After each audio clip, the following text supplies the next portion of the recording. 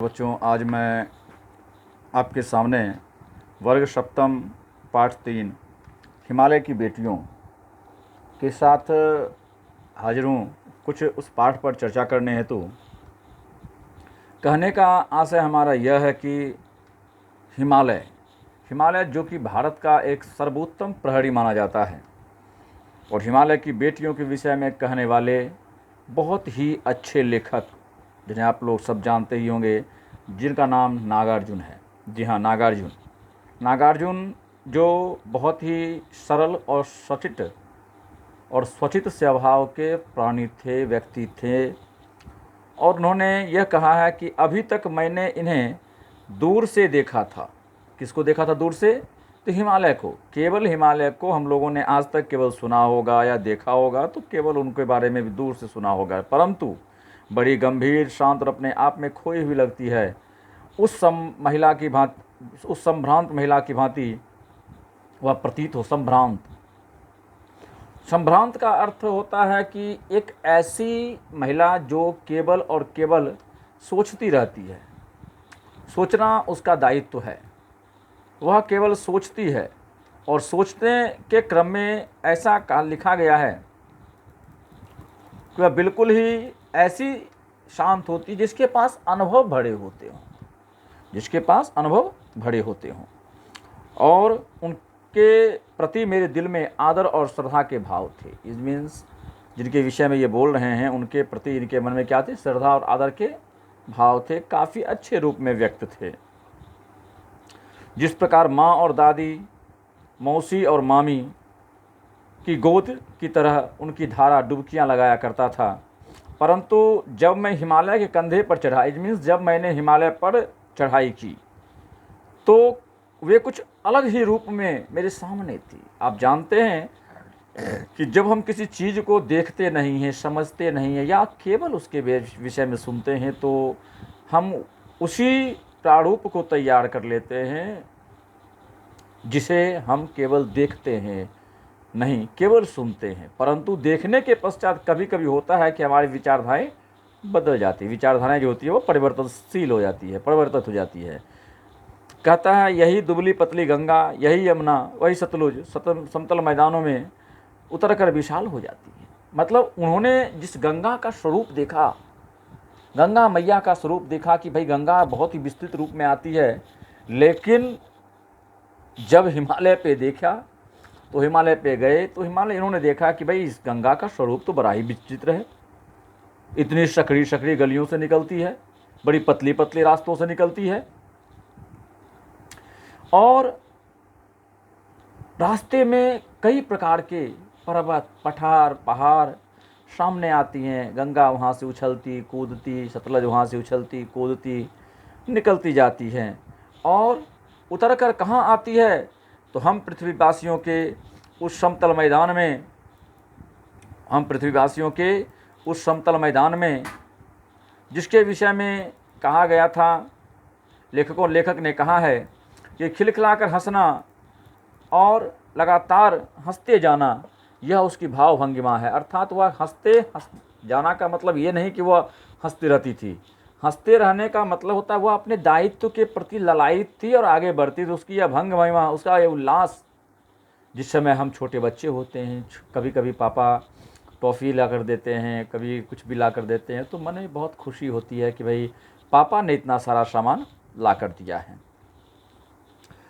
और उस समय का वह उल्लास आज इन नदियों में जिनका अवतरण हो रहा है इस धरती पर, देखकर ऐसा मालूम होता है कि एक बचपन सा दृश्य आंखों के सामने आ गया है। और तब भी इनका कौतूहल और विस्मय नहीं होता जितना कि इन बेटियों की बाल लीला देखकर। बेटियां शब्द, अब ध्यान दीजिएगा, बेटियों शब्द का प्रयोग यहाँ गंगा और सतलज के साथ साथ अन्य नदियों के लिए किया गया, जिनका आगमन, जिनका जन्म हिमालय से होता है, यह हिमालय पे होता है। मैंने पहले ही कहा है कि इनका जन्म हिमालय पे होता है, और कहीं ये भागी जा रही हैं। वह कौन लक्ष्य है जो इन्हें बेचैन कर रहा है? आज जानते हैं हर एक प्राणी अपने लक्ष्य की ओर भागता है, भागता ही नहीं बेतहाशा भागता है, और भागना भी चाहिए। लक्ष्य को प्राप्त तो करना है ना। तो लक्ष्य को प्राप्त करने के लिए, हमें आगे बढ़ने के लिए कभी कभी बहुत तीव्र, कभी मंद गति का सहारा लेना पड़ता है। अगर उनका अतृप्त हृदय अतृप्त है तो वह कौन होगा जो इनकी प्यास बुझा सकेगा। बर्फ जली नंगी पहाड़ियाँ, छोटे पेड़ पौधे, बड़ी घाटियाँ, मधुर और बंधुओं के समान अत्यधिक सरसब्ज उपत्यकाएं, ऐसा है लीला निकेतन। अब देखिए, जो पहाड़ों से, पत्थरों से, पठारों से होकर गुजरती है और समतल धरती पर आती है, पता नहीं कौन इनके मन को शांति देगा। जैसे मानिए कि आज आप एक छात्र हैं, आपने जीवन में एक लक्ष्य चुना होगा कि हमें क्या बनना है। जीवन में एक लक्ष्य चुना होगा कि हमें क्या बनना है, और उस लक्ष्य का प्राप्त करने के लिए हम बेतहाशा भागते हैं, और तब तक भागते हैं जब तक वह लक्ष्य हमें प्राप्त नहीं हो जाता। तो वही नागार्जुन कहना चाहते हैं कि ये नदियां जो हिमालय से उतरकर बेतहाशा भागी जा रही हैं, पता नहीं इन्हें कब लक्ष्य की प्राप्ति होगी, और इनके मन में जो प्यास लगी है, इनके मन में जो इच्छा है, उसे कौन शांत करेगा।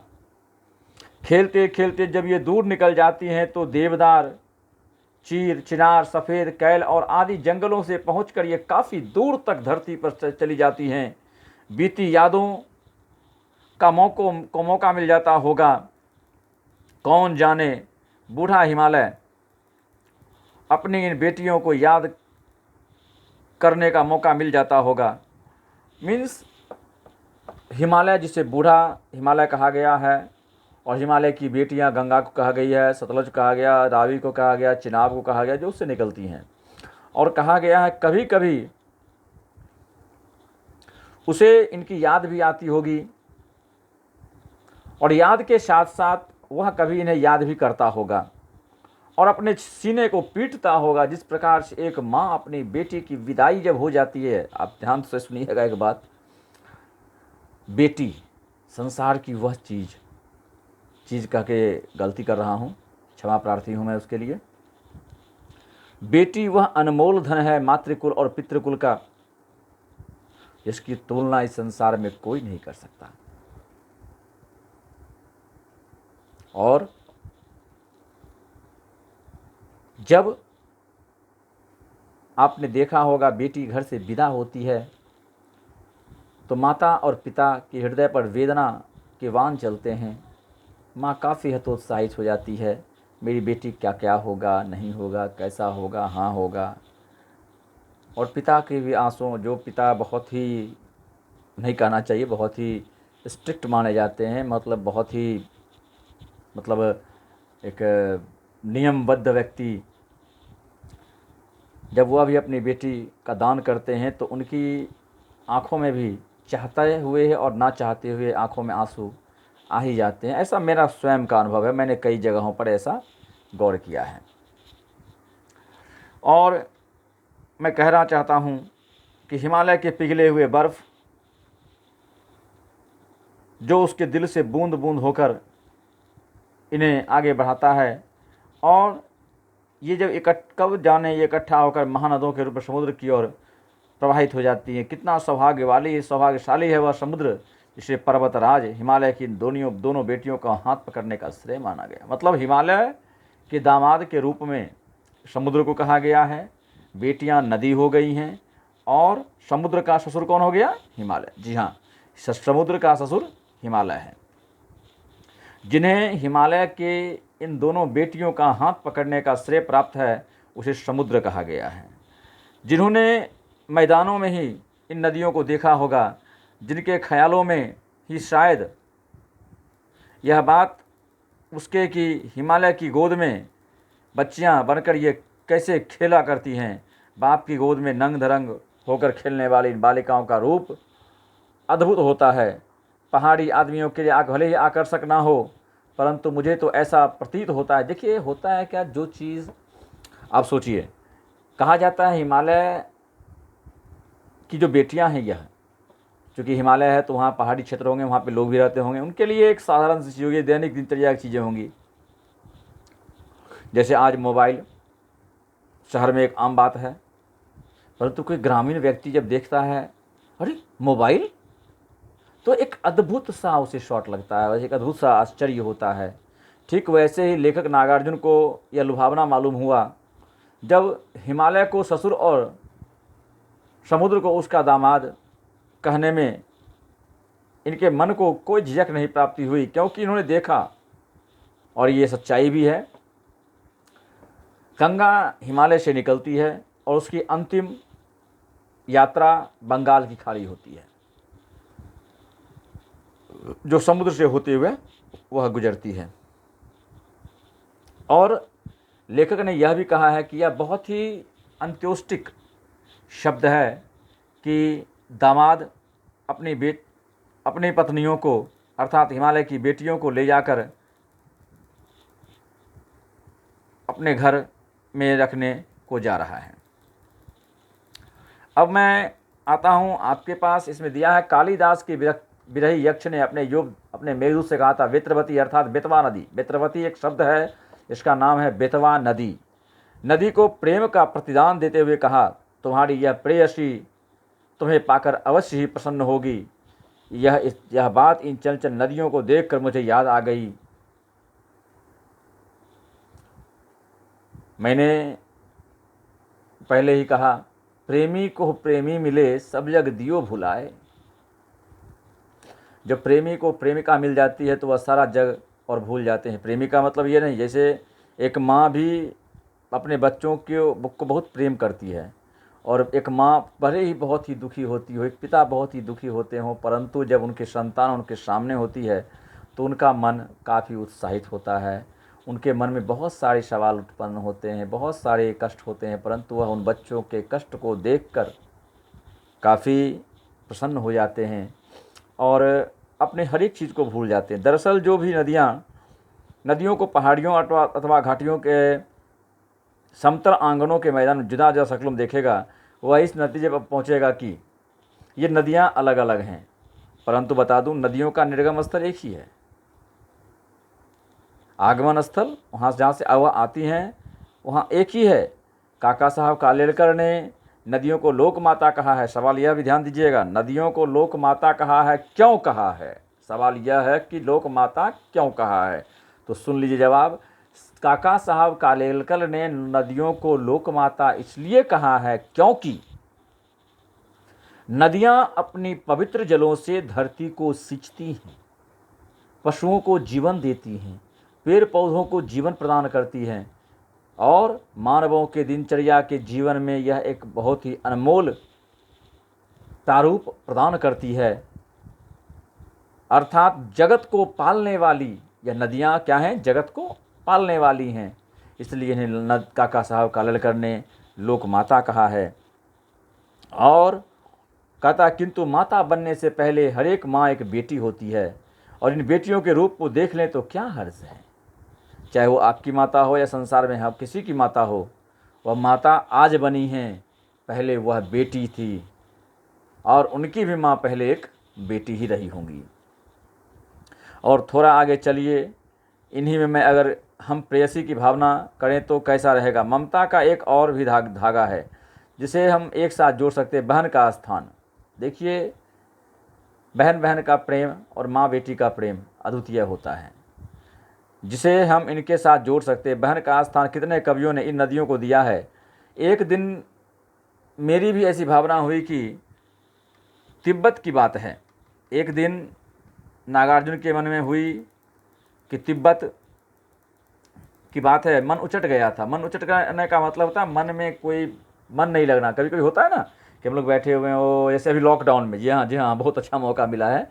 जैसे अभी लॉकडाउन में बहुत सारे व्यक्ति जो छुट्टी खोजा करते थे, अब परमानेंट अभी छुट्टी मिली हुई है उन लोगों को, तो अब वो छुट्टियों से अब वो दुखी हैं कि भाई अब तो कुछ हो नहीं रहा है, कुछ कर नहीं रहे हैं, और उनका मन उचट गया, तबीयत ढीली थी, सतलज के किनारे जाकर बैठ गया। दोपहर का समय था। पैर लटका लिए पानी में। थोड़ी देर में उस प्रगतिशील जल ने असर डाला कि मन ताज़ा हो गया और मैं गुनगुनाने लगा।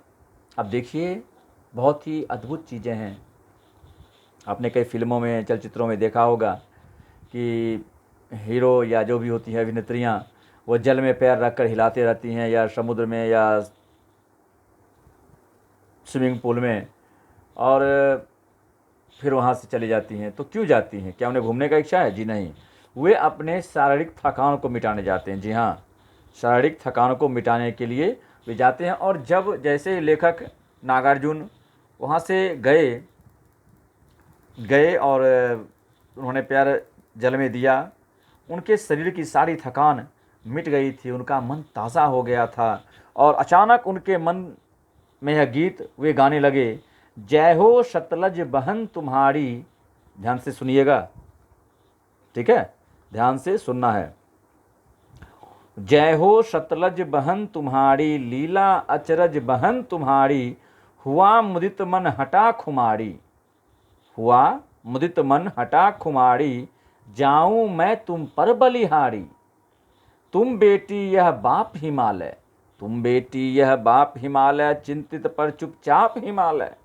ध्यान दीजिएगा, चिंतित पर चुपचाप हिमालय, प्रकृति नटी के चित्रित पट पर अनुपम अद्भुत छाप हिमालय। प्रकृति नटी के चित्रित पट पर अनुपम अद्भुत छाप हिमालय, जय हो सतलज बहन तुम्हारी, लीला अचरज बहन तुम्हारी। इट मीन्स नदियों की व्याख्या की कि तुम्हारी जो महिमा है वह अद्भुत है।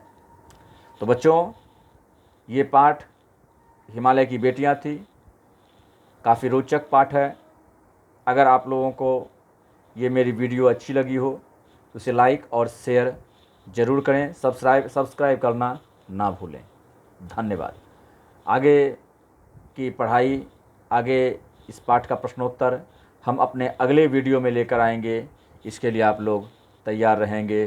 तब तक के लिए जय हिंद, जय भारत।